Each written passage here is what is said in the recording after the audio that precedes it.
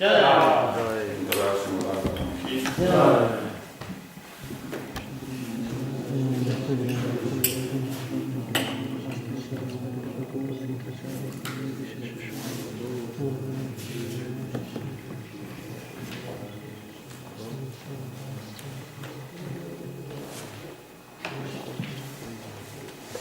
speaking English or snakker vi dansk? Nå, gør det det. Dansk. Bogen er altså på engelsk. Vi har tekst nummer 4, men vi har lige et par, vi skal igennem først, før vi når dertil. Vi er sådan en gruppe. Hvordan gør vi? Læser jeg bare sanskrit, og så er det en oversættelse? Ja, så tager vi vers 4 sammen, ikke? Okay, godt. Så tekst 2 først. Devanam sutta sattvanam, krishinam kamalatvanam, bhaktir mukunda charane, napayena pajayate. Translation. Demigods situated in the mode of goodness and great saints cleansed of the dirt of material enjoyment hardly ever render pure devotional service at the lotus feet of Mukunda. Therefore, how could Ritasura have become such a great devotee? Text 3. Rajubi samasamkyata pativai iha jantava teshan ye kechane hante shreyo vaimanuja daya. Translation. In this material world, there are as many living entities as atoms. Among these living entities, a very few are human beings, and among them, few are interested in following religious principles.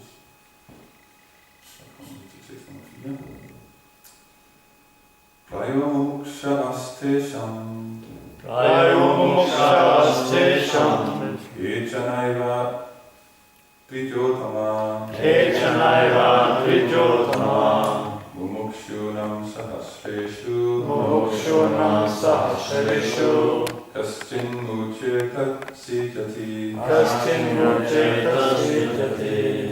Prayo mumukshavaste sham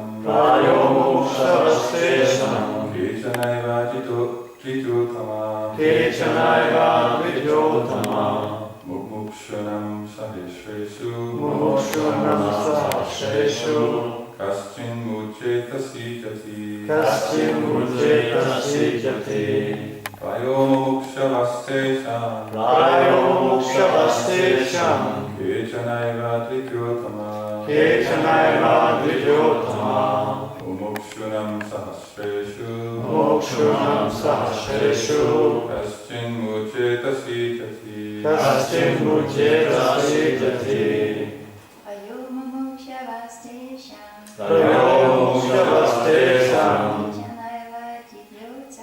Kechanaiva trijotama Mumukshunam sahasreshu Kaschin muceta siddhati Prayo mumukshavaste sham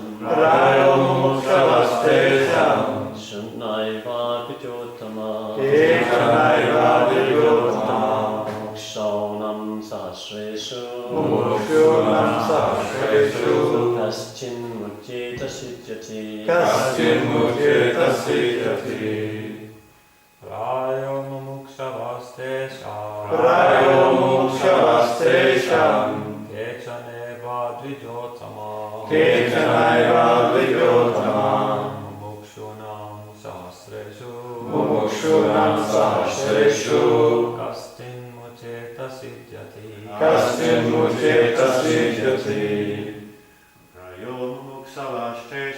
Prayo mumukshavaste sham Kechanaiva dvijotama Mumukshunam sahasreshu Kaschin muceta siddhati Prayo mumukshavaste sham Kechanaiva dvijotama Mumukshunam mumukshunam sahasresu Mumukshunam sahasresu kaschin muchyeta siddhyati Kaschin muchyeta siddhyati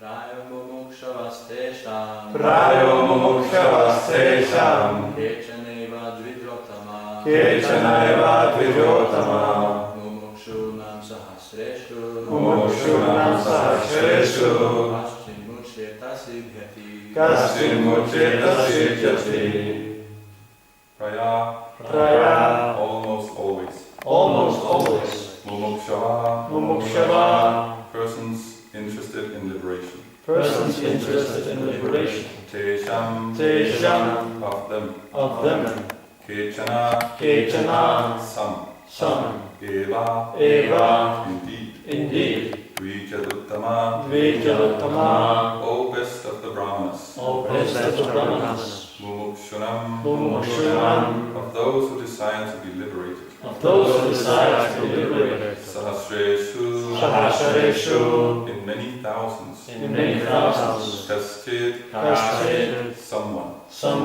Muchyeta, Muchyeta may be actually liberated. may be actually liberated Siddhyati, Siddhyati someone is perfect. someone's perfect Translation of His Divine Grace A.C. Bhaktivedanta Swami Prabhupada, Prabhupada Ki. Jai. O best of the Brahmanas, Sukadeva Goswami, out of many persons who follow religious principles, only a few desire liberation from the material world. Among many thousands who desire liberation, one may actually achieve liberation, giving up material attachments to society, friendship, love, country, home, wife, and children. And among many thousands of such liberated persons, one who can understand the true meaning of liberation is very rare. Purport. There are 4 classes of men, namely karmis, jnanis, yogis, and bhaktas. This statement pertains especially to karmis and jnanis. A karmi tries to be happy within the material world by changing from one body to another. His objective is bodily comfort, either in this planet or in another.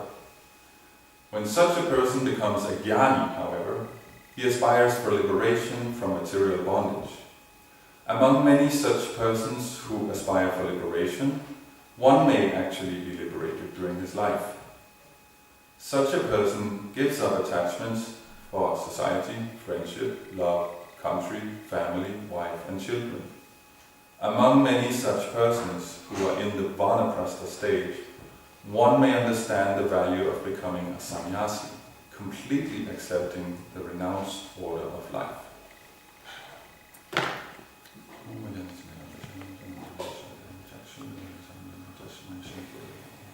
Shri Krishna Hare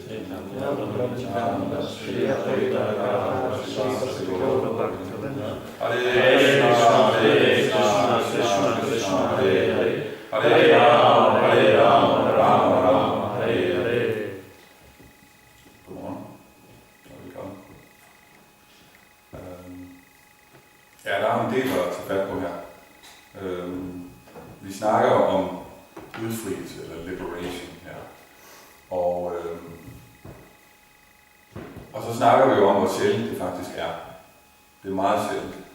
Selv blandt de, som bevidst søger det, som allerede har fundet ud af, at jeg kan ikke blive lykkelig på den måde, jeg bliver nødt til at komme ud. Selv blandt dem er det meget, meget sjældent at opleve. Så det er noget meget værdifuldt, og noget man skal tage meget, være meget ydmyg for. Som udgangspunkt kan man sige, at alle handlinger, som alle levende væsener udfører, er for at opnå den her udfrielse. Fordi at i enhver tilstand, man er i, når man handler, så er det fordi, man søger at opnå en bedre tilstand. Hvis man er sulten, så vil man spise. Hvis man er træt, vil man sove. Hvis man er tørstig, vil man drikke. Hvis man er ensom, vil man søge noget samvær med nogle andre mennesker. Og på den måde slippe af med det, som nager. Der er altid et eller andet, der nager. Ikke? Lige nu har jeg en eksamen om et par dage, den nager. Ikke? Og så torsdag eftermiddag, så nager den ikke længere. så kommer der noget nyt. Ikke?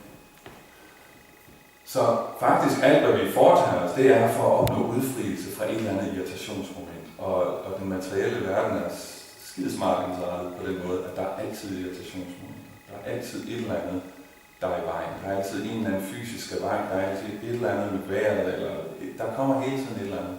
Det er bare et spørgsmål om tid. Så der er jo sådan nogle forskellige processer, eller livsfilosofier, kan man sige, indstillinger til livet, hvormed forskellige typer levende væsener forsøger at blive lykkelige eller opnå udfrielse fra de her irritationsmomenter. Så sådan helt fra bunden af, kan man sige, dyr. Ikke? Altså, de har ikke den store livsfilosofi. De har sanserne og deres instinkter, og det er ligesom det. Det er det, de er styret af. Man kan ikke rigtig tage fornuft eller filosofi til en hund eller en grævling eller sådan noget. Så de søger simpelthen bare gennem at tilfredsstille deres sanser. At spise et eller andet, eller jagte et eller andet, eller parre sig, eller sove. Det er sådan ligesom det består i. Men vi er jo så i den heldige situation, at vi er mennesker, så det vil sige, at vores fornuft, vores intelligens fungerer sådan lidt bedre end de fleste dyrs. Så det vil sige, at blandt os mennesker er der sådan lidt mere variation i vores forskellige måder at forsøge at blive lykkelige. Så der er 4 typer, som beskrevet her. There are 4 classes of men, namely karmis, jnanis, yogis and bhaktas. Så det vil sige, vi tager dem fra en ende af. Ikke? Karmis, det står der også beskrevet her. A karmi tries to be happy within this material world by changing from one body to another. Og det lyder jo sådan lidt eksotisk, kan man sige, fra en krop til en anden. Og det er jo rigtigt, at ifølge den vediske filosofi, så er reinkarnation et faktum, at når man giver den her krop op, så må man bare tage en ny krop, fordi at bevidsthed er en uendelig størrelse.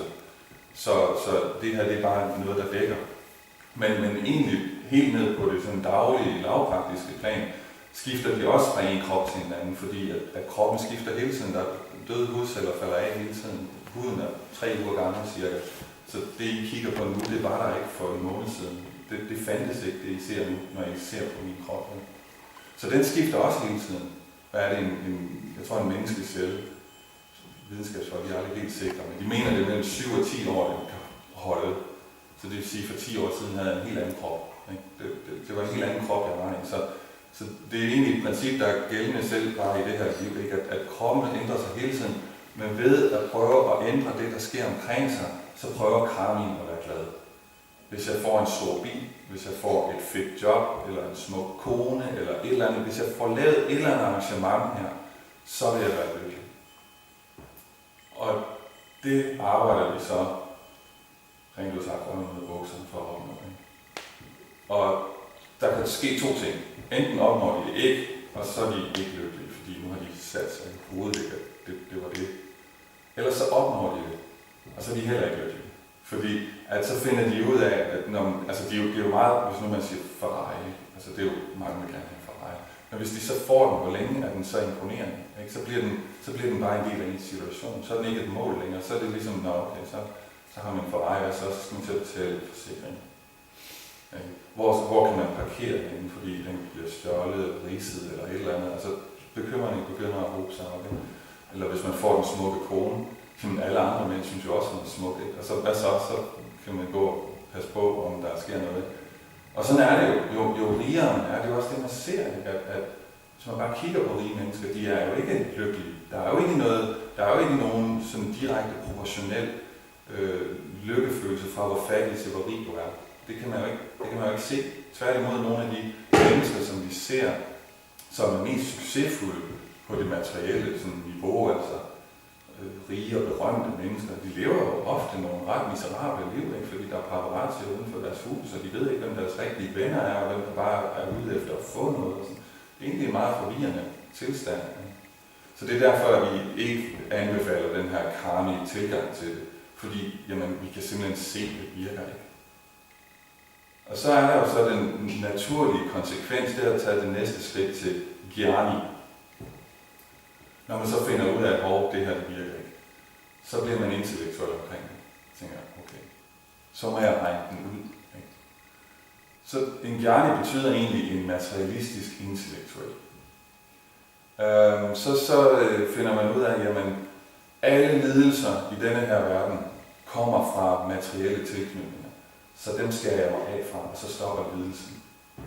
Og så kan man sætte sig tilbage og kloge sig over det, og komme op med alle mulige filosofier. Jeg er sådan lidt en gerning. Jeg kan godt lide at sidde og snakke og diskutere filosofi og sådan noget. Problemet er bare, at det bliver meget, meget tørt. Der er ikke rigtig noget smag i det. Man kan sidde og diskutere og kloge og være meget intellektuel. Men der kommer jo ikke rigtig noget værdi ud af det. Og der er jo sådan det, at symptom på liv er jo aktivitet, kan man sige. Det er jo generelt, når man ser ved levende mennesker, de bevæger sig i forhold til, hvis man har en død person her, sådan levende, så er der sådan en rimelig klar forskel der, ikke? Så man bliver næsten nødt til at være aktiv på en eller anden måde. Så det er det, der er dilemmaet blandt de her to, som det her vers henvender sig til. For lige at tage de to andre hurtigt, der er så yogi, og vi ved jo alle sammen, at yoga, og det er jo sådan meget udbredt nu, at man tager yogastudier og laver nogle øvelser og får ro i sjælen derigennem. Ikke? Og det er det, som yogien gør. Han finder ud af, at hvis jeg vil af med lidelse, egentlig, så bliver jeg nødt til at komme af med ubalance. Ikke? Fordi at karmien er konstant balance. Der er altid et eller andet, han vil have, og han er altid bange for at miste et eller andet. Hjernen, han gør det samme, men det er bare en modsat foretegn. Han prøver at være over det, men han er, vi siger, knyttet til utilknyttethed. Han er knyttet til ideen om ikke at være knyttet til noget, men så kan man heller ikke få nogen oplevelser. Så yogien indser, nej, jeg må selvkontrol. Det må være det, der ligesom er vejen frem. Og det virker også bedre. Det giver færre sådan dårlige reaktioner. Ikke? Der er nogen, der går rigtig, rigtig voldsomt op i det her. Ikke? Altså i Indien har man jo sådan yogier, som sætter sig i 50 graders varme. Der kan være meget varmt i Indien. Og så tænder de ild rundt om sig selv, og så sidder de der og kontrollerer sig selv i en meget, meget, meget ubehagelig situation. Ikke?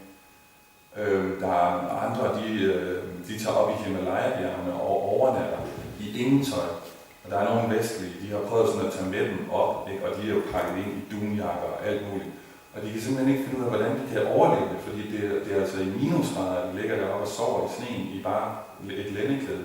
Og det bør man ikke materielt set kunne overleve, men fordi de har så meget intern kontrol over det, vi kalder den subtile krop, så meget selvkontrol, så er de simpelthen i stand til at styre hjertet, så de ikke spilder noget som helst energi, således at de kan overleve sådan en nat. Og så føler de, at nu selvkontrol, og nu har jeg opnået noget.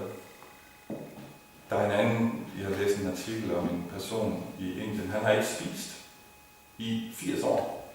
Han var gammel nu, og han har ikke spist i 80 år, og han har altså nogle videnskabsmænd, de har haft ham inde i et isoleret sådan, område, hvor de har kunnet studere ham i 2 uger i træk.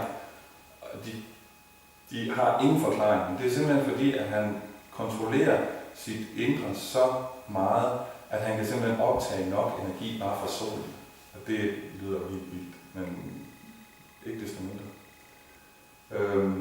Problemet er bare, at vi er stadigvæk tilbage ved den her idé om, at jeg gør det for mig, eller det, jeg er i kontrol. Fordi hvis nu vi tager for eksempel ham her, der ikke spiser, og putter ham op på Himalaya, så kan det godt være, at det ikke lige var det, han havde øvet sig på. Eller ham, der sidder med ildet rundt om og siger, nu må du ikke spise i 80 år, så kan det godt være, at det heller ikke virker.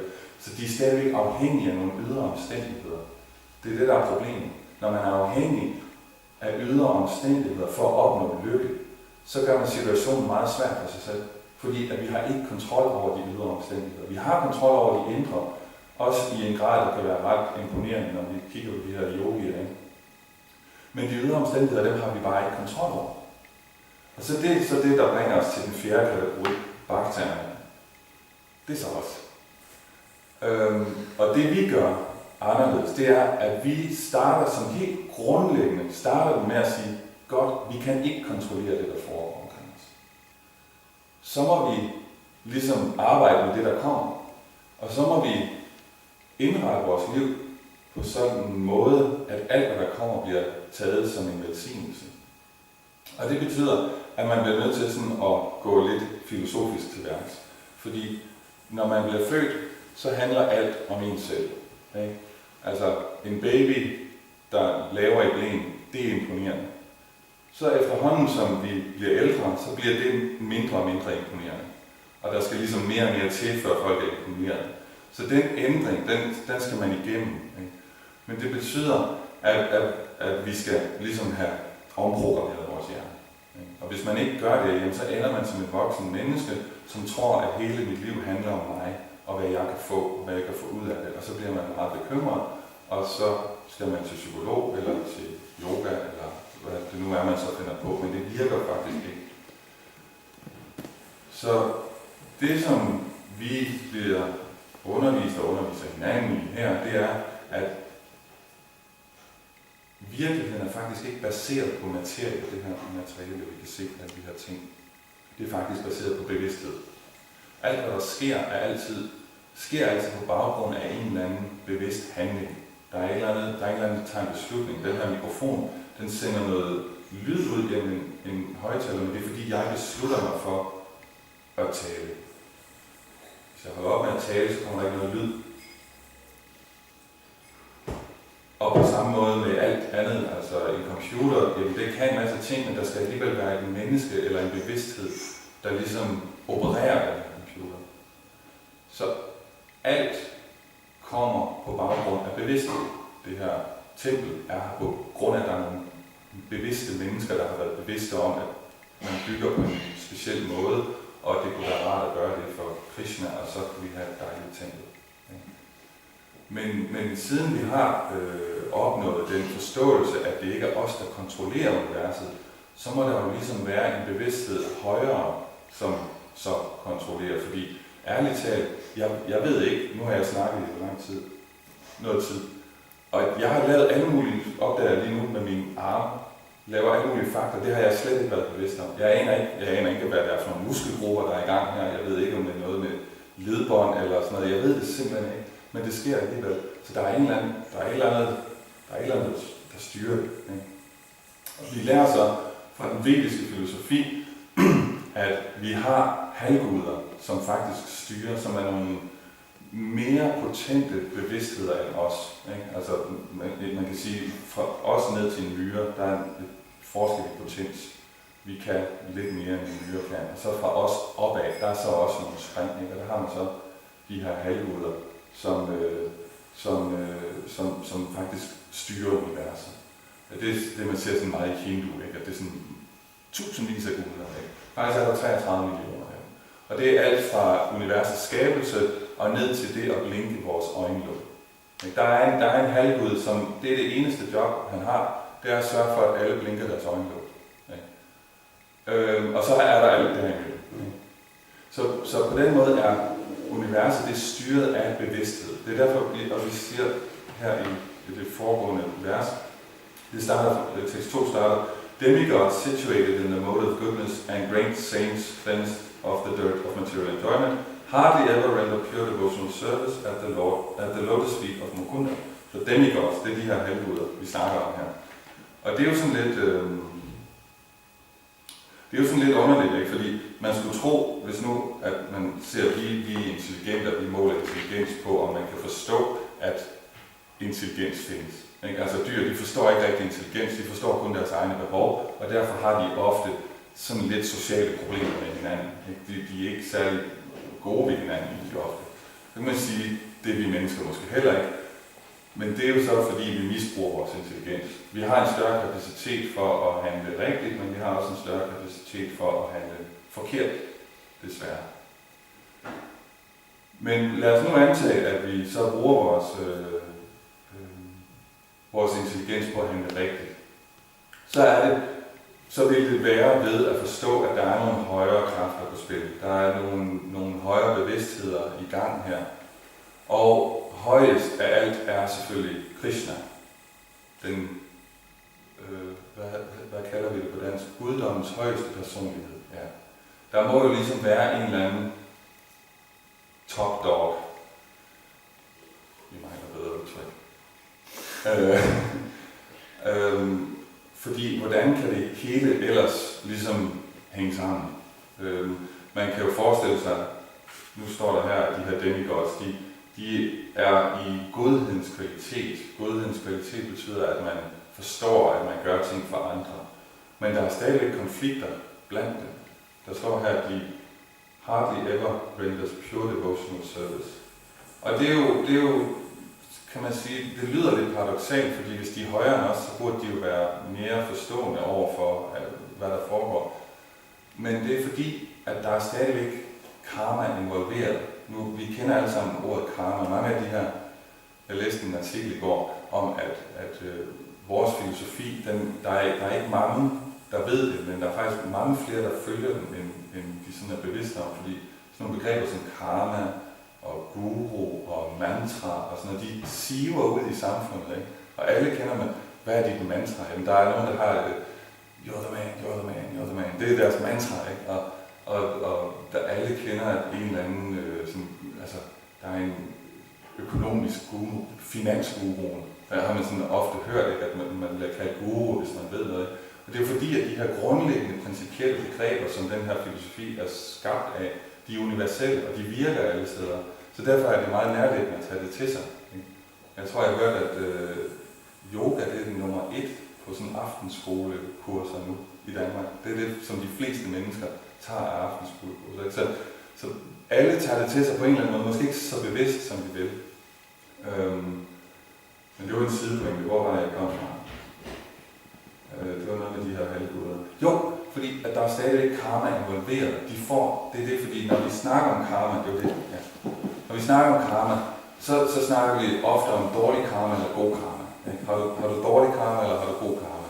Det kan man forstå. Men det, som er måske lidt mindre accepteret, det er, at selv god karma er i sidste instans dårlig karma. Fordi dårlig karma, det giver et dårligt resultat. Ikke? Altså hvis man opfører sig som svin over for folk, så er der en tendens til, inden for lidt tid, så vil man få det tilbage.